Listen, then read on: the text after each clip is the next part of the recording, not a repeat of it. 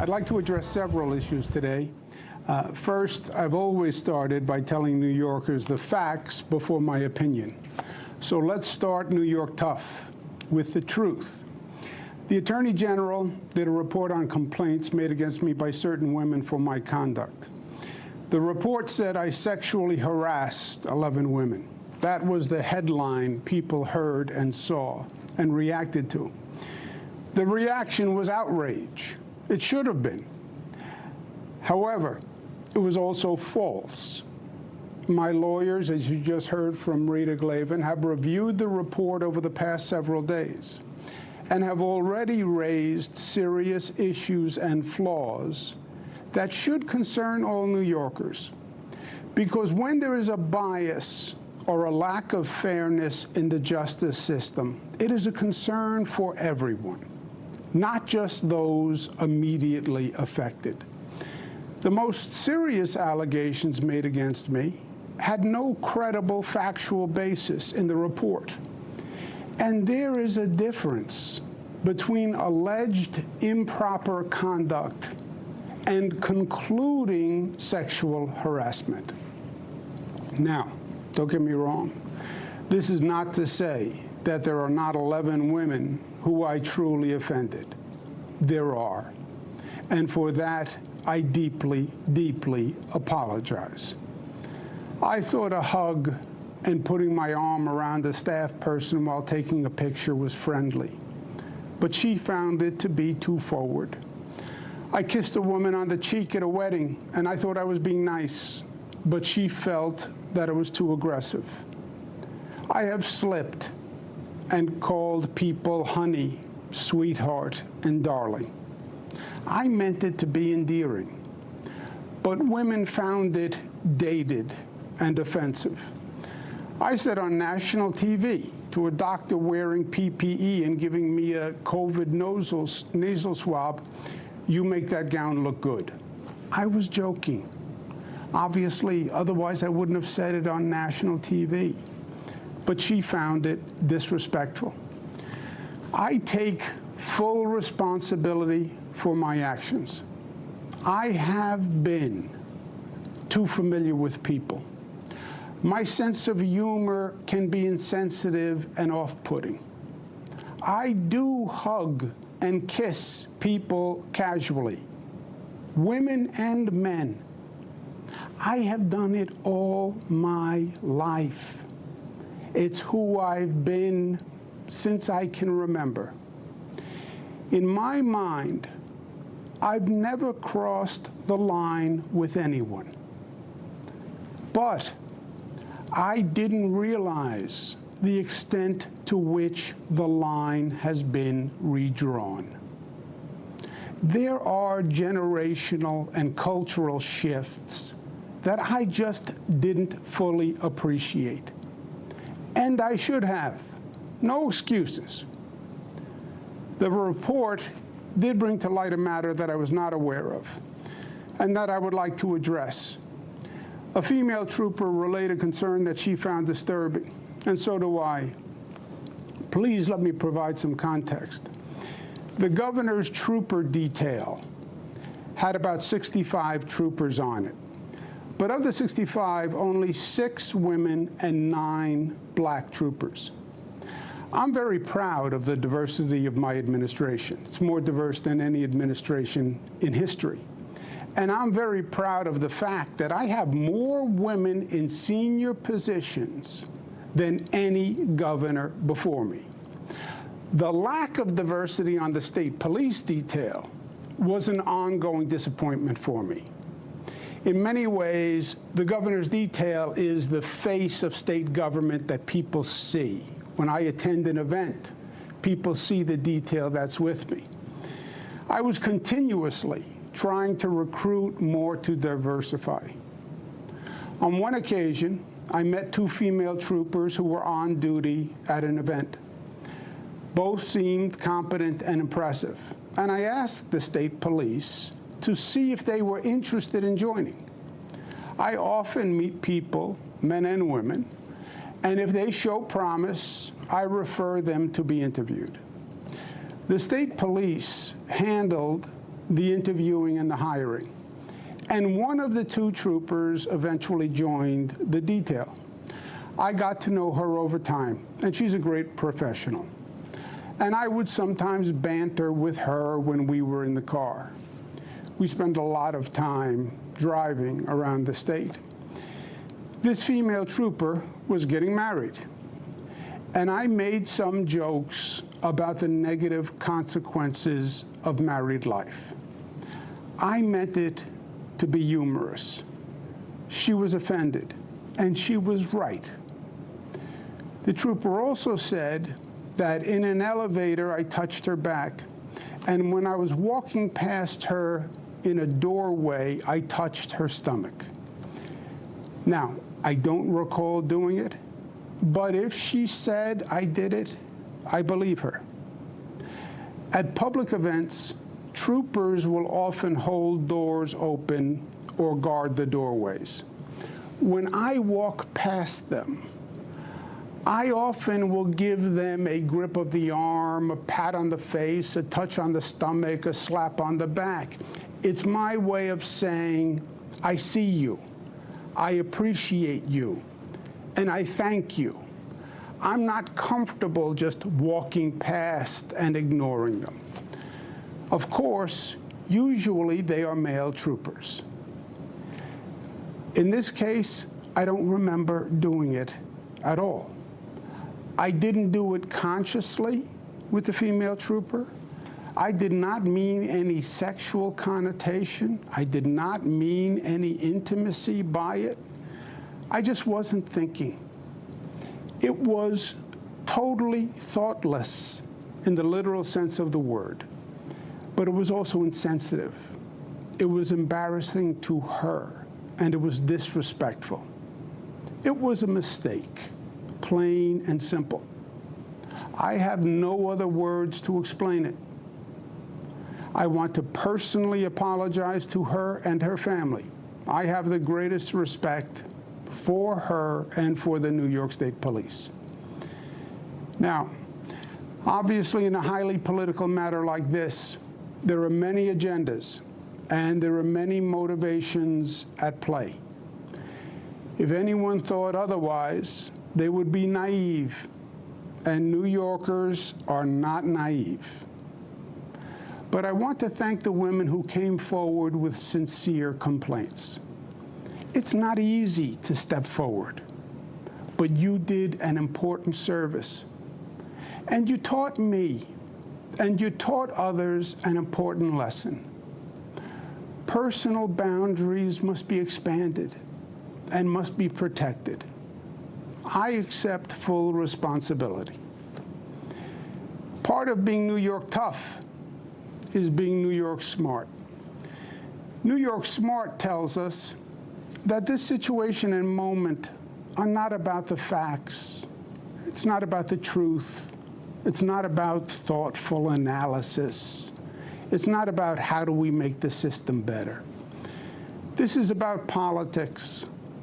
And our political system today is too often driven by the extremes. Rashness has replaced reasonableness. Loudness has replaced soundness. Twitter has become the public square for policy debate. There is an intelligent discussion to be had on gender-based actions, on generational and cultural behavioral differences, on setting higher standards, and finding reasonable resolutions. But the political environment is too hot, and it is too reactionary for that now. And it is unfortunate. Now, you know me. I'm a New Yorker, born and bred. I am a fighter. And my instinct is to fight through this controversy because I truly believe it is politically motivated. I believe it is unfair and it is untruthful. And I believe it demonizes behavior that is unsustainable for society. If I could communicate the facts through the frenzy, New Yorkers would understand. I believe that. But when I took my oath as governor, then it changed. I became a fighter, but I became a fighter for you. And it is your best interest that I must serve. This situation, by its current trajectory, will generate months of political and legal controversy. That is what is going to happen. It will consume government. It will cost taxpayers millions of dollars. It will brutalize people. The State Assembly yesterday outlined weeks of process that will then lead to months of litigation. Time and money that government should spend managing COVID, guarding against the Delta variant, reopening upstate, fighting gun violence, and saving New York City. All that time would be wasted. This is one of the most challenging times for government in a generation. Government really needs to function today. Government needs to perform. It is a matter of life and death, government operations. And wasting energy on distractions is the last thing that state government should be doing. And I cannot be the cause of that. New York tough means New York loving. And I love New York. And I love you. And everything I have ever done has been motivated by that love. And I would never want to be unhelpful in any way. And I think that given the circumstances, the best way I can help now is if I step aside and let government get back to governing. And therefore, that's what I'll do, because I work for you. And doing the right thing is doing the right thing for you. Because as we say, it's not about me, it's about we. Kathy Hochul, my lieutenant governor, is smart and competent. This transition must be seamless. We have a lot going on. I'm very worried about the Delta variant, and so should you be. But she can come up to speed quickly, and my resignation will be effective in 14 days. To my team, Melissa DeRosa, Robert Mahica, Beth Garvey, Stephanie Benton, Dana Caratanudo, Kelly Cummings, Rich Azzapardi, Howard Zucker, Rick Cotton, Jano Lieber, Jack Davies, and the hundreds of dedicated administration officials. I want to say this: thank you, and be proud. We made New York State the progressive capital of the nation. No other state government accomplished more to help people. And that is what it's all about. Just think about what we did. We passed marriage equality, creating a new civil right, legalized love for the LGBTQ community, and we generated a force for change that swept the nation. We passed the SAFE Act years ago, the smartest gun safety law in the United States of America, and it banned the madness of assault weapons. We've saved countless lives with that law. $15 minimum wage, the highest minimum wage in the nation, lifting millions of families' standard of living, putting more food on the table and clothes on their backs. And we led the nation in economic justice with that reform. We have managed every emergency Mother Nature could throw at us: fires, floods, hurricanes, superstorms, and pandemics. We balanced the state budget, and we got it done on time, more than any other administration, because government should work and perform. Free college tuition for struggling families. Nobody in this state will be denied their college dream because of their income. We have built new airports, rail, transit, roads all across this state faster and better than ever before, and more than any state in the nation. The most effective green economy program in the nation. We did more for Black and Latino families than any other administration. We did more for working families. We did more for our union brothers and sisters. We did more to battle racism and anti-Semitism. Today, so much of the politics is just noise, just static. And that's why people tune it out. What matters is actually improving people's lives. And that's what you did. You made this state a better state for the generations that follow. And that is undeniable, inarguable, and true, even in these ugly, crazy times.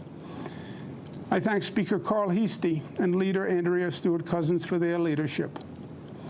And let me say this on a personal note. In many ways, I see the world through the eyes of my daughters, Cara, Mariah, and Michaela. They are 26 and 26, twins, and 23. And I have lived this experience with and through them. I have sat on the couch with them, hearing the ugly accusations for weeks. I have seen the look in their eyes and the expression on their faces, and it hurt. I want my three jewels to know this. My greatest goal is for them to have a better future than the generations of women before them. It is still in many ways a man's world. It always has been. We have sexism that is culturalized and institutionalized. My daughters have more talent and natural gifts than I ever had. I want to make sure that society allows them to fly as high as their wings will carry them. There should be no assumptions, no stereotypes, no limitations. I want them to know from the bottom of my heart that I never did and I never would intentionally disrespect a woman or treat any woman differently than I would want them treated. And that is the God's honest truth. Your dad made mistakes, and he apologized, and he learned from it. And that's what life is all about. And I know the political process is flawed, and I understand there's cynicism and distrust and disappointment now. But don't give it up, because government is still the best vehicle for making positive social change.